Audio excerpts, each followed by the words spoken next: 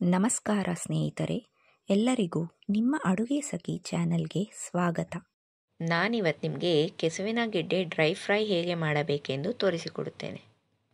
ಕೆಸುವಿನ ಗೆಡ್ಡೆ ಡ್ರೈ ಫ್ರೈಗೆ ಬೇಕಾದ ಪದಾರ್ಥಗಳು: ಬೇಯಿಸಿ ಸಿಪ್ಪೆ ತೆಗೆದ ಕೆಸುವಿನ ಗೆಡ್ಡೆ 1 ಬೌಲ್, ಎಣ್ಣೆ 3 ಸ್ಪೂನ್ ಕಡಲೆ ಹಿಟ್ಟು, 3 ಸ್ಪೂನ್ ಅಕ್ಕಿ ಹಿಟ್ಟು, 1 ಸ್ಪೂನ್ ಜೀರಿಗೆ ಪುಡಿ, 1 spoon garam masala powder, 1 spoon ಧನಿಯಾ ಪೌಡರ್, ಹಚ್ಚಮೆಣಸಿನ ಪುಡಿ 1 ಸ್ಪೂನ್, ರುಚಿಗೆ ತಕ್ಕಷ್ಟು ಉಪ್ಪು.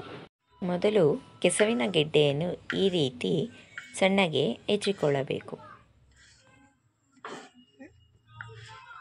ಒಲೆಯ ಮೇಲೆ ಬಾಣಲಿಯನ್ನಿಟ್ಟು 3 ಸ್ಪೂನಿನಷ್ಟು ಎಣ್ಣೆಯನ್ನು ಹಾಕಿಕೊಳ್ಳೋಣ.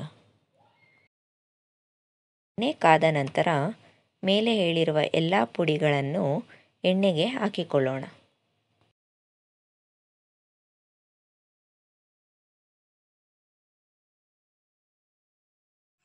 ಪುಡಿಗಳೆಲ್ಲ ಹಾಕಿದ ಮೇಲೆ ಚೆನ್ನಾಗಿ ಫ್ರೈ ಮಾಡಿಕೊಳ್ಳೋಣ.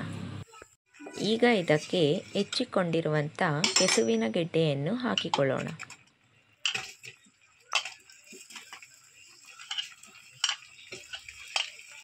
ಕೆಸುವಿನ ಗೆಡ್ಡೆ ಹಾಕಿದ ಮೇಲೆ ಈ ರೀತಿ ಮಿಕ್ಸ್ ಮಾಡಿಕೊಳ್ಳೋಣ.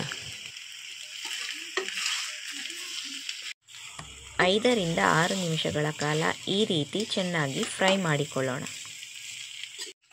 ಕೆಸುವಿನ ಗೆಡ್ಡೆಯನ್ನು ಮೀಡಿಯಂ ಫ್ಲೇಮ್ನಲ್ಲಿ 2 ನಿಮಿಷಕ್ಕೊಮ್ಮೆ ಮಿಕ್ಸ್ ಮಾಡಿಕೊಳ್ಳೋಣ.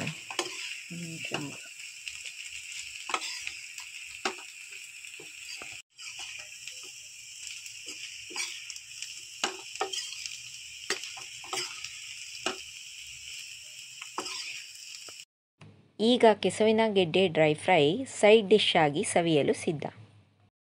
ಇದನ್ನು ಮನೆಯಲ್ಲಿ ಮಾಡಿ ಸವಿಯಿರಿ. ಇಷ್ಟವಾದಲ್ಲಿ ನನ್ನ ಚಾನಲ್ಗೆ ಸಬ್ಸ್ಕ್ರೈಬ್ ಮಾಡಿ.